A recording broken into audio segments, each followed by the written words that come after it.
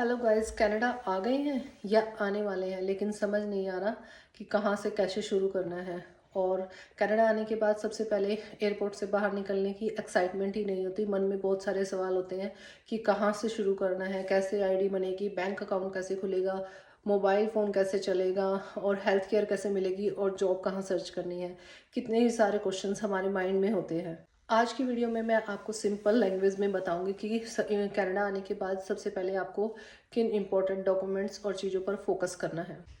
Hello everyone, अगर आप मुझे पहली बार देख रहे हैं तो मैं आपको बता दूं, मेरा नाम सपना है और मैं रिसेंटली अभी कनाडा आई हूं। और मैं आपको अपने रियल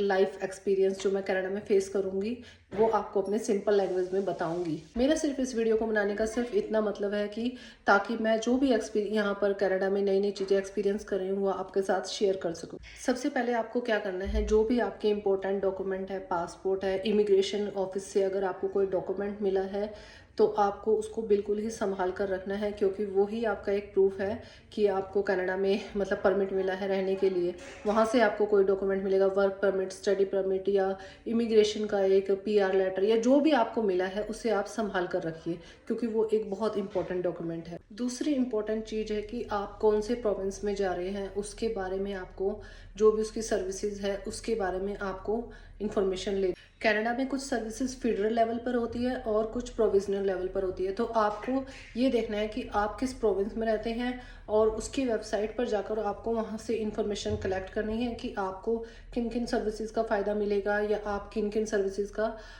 मतलब लॉस भी होता है, तो आपको सारी चीज़ें भी देखनी है। और तीसरी चीज़ है बैंक अकाउंट, क्योंकि कनाडा में डेली लाइफ बेसिस के लिए हमें जो भी हम परचेज करेंगे, सेल करेंगे या जो भी हमारी सैलरी होगी वो अकाउंट में आएगी, तो उसके लिए हमें बैंक अकाउंट की ज़रूरत पड़ेगी। लेकिन बैंक अकाउंट खोलने से पहले आपको बैंक्स को कंपेयर करना है, क्योंकि इंडिया की तरह यहाँ पर भी बहुत सारे बैंक होते हैं, लेकिन सबकी जो मंथली फीस होती है और जो न्यू कमर्स होते हैं उनके लिए नए नए ऑफर्स होते हैं। इसलिए आप बैंक अकाउंट खोलने से पहले उन अकाउंट्स का आपस में कंपेयर कर, उन बैंक्स को कंपेयर कर लेना कि किसके पास ज़्यादा अच्छे ऑफर है और कहाँ पर आपको ज़्यादा बेनिफिट हो सकता है। और उसके बाद आपको क्या चाहिए, मोबाइल फ़ोन। मोबाइल फ़ोन का भी ऐसा ही है, अलग अलग कंपनी के अलग अलग ऑफर्स होते हैं, तो आपको मोबाइल फ़ोन की तो ज़रूरत पड़नी है, तो आपको उन्हें भी कंपेयर करके ही मोबाइल फ़ोन लेना है, क्योंकि आपको जॉब सर्च करनी है, अपॉइंटमेंट लेनी है, आईआरसीसी को कॉल करना है, किसी अपनों से बात करनी है, तो हमें मोबाइल फ़ोन की ही ज़रूरत पड़ेगी। तो आप उसको भी, जो भी आप कनेक्शन लोगे मोबाइल फ़ोन का, कौन सा सिम लेना है,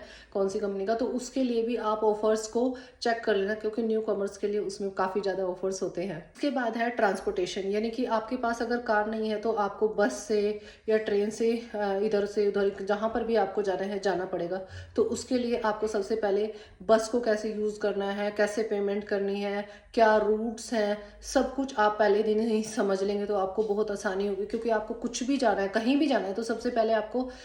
बस, गाड़ी या ट्रेन की ज़रूरत पड़ेगी। ग्रोसरी करने जाना है, इवन मोबाइल फ़ोन, बैंक, कुछ भी जाना है कहीं भी, तो उसके लिए आपको ट्रांसपोर्टेशन को समझना बहुत ज़्यादा ज़रूरी है। इसके लिए आप इंडिया से आने से पहले भी वीडियो देख सकते हैं कि कैसे कैसे यहाँ पे बस सर्विसेज काम करती हैं। सब कुछ अगर आप देख के आएंगे तो आपको बहुत आसानी होगी, वरना यहाँ आने के बाद तो हर कोई बंदा सब कुछ सीख ही जाता है। और अगर आप अपने बच्चों के साथ यहाँ पर आ रहे हैं तो बच्चों के स्कूलिंग, हेल्थ केयर और बहुत सारी ज़रूरतें होती हैं। अभी बच्चों को कहाँ पे घुमाना है, कहाँ पे रखना है, कैसे, मतलब आपको सब कुछ पहले ही, अगर आप उसके बारे में इंफॉर्मेशन ले लेंगे, क्योंकि यहाँ पर बच्चों के बहुत सारे बेनिफिट्स भी गवर्नमेंट देती है, तो आप उनके बारे में भी या तो आकर इंफॉर्मेशन कलेक्ट कीजिए, वरना आपको जिस भी प्रोविंस में आप जा रहे हैं हर प्रोविंस की अलग अलग बेनिफिट्स हैं, तो आपको वो भी देखना है कि आप किस प्रोविंस में जा रहे हो और किसका आपको बेनिफिट मिल रहा है या नहीं। और हाँ, एक और बात, आप जो भी इंफॉर्मेशन होती है किसी अपने बच्चों से रिलेटेड या हेल्थ से रिलेटेड या जॉब से रिलेटेड, जो भी मतलब इंफॉर्मेशन है आपको प्रोविंस के बारे में हम लोग बता रहे हैं, ये कोई भी यूट्यूबर बता रहा है, मेरे हिसाब से ये है कि आप लोग खुद भी जो उसकी ऑफिशियल वेबसाइट है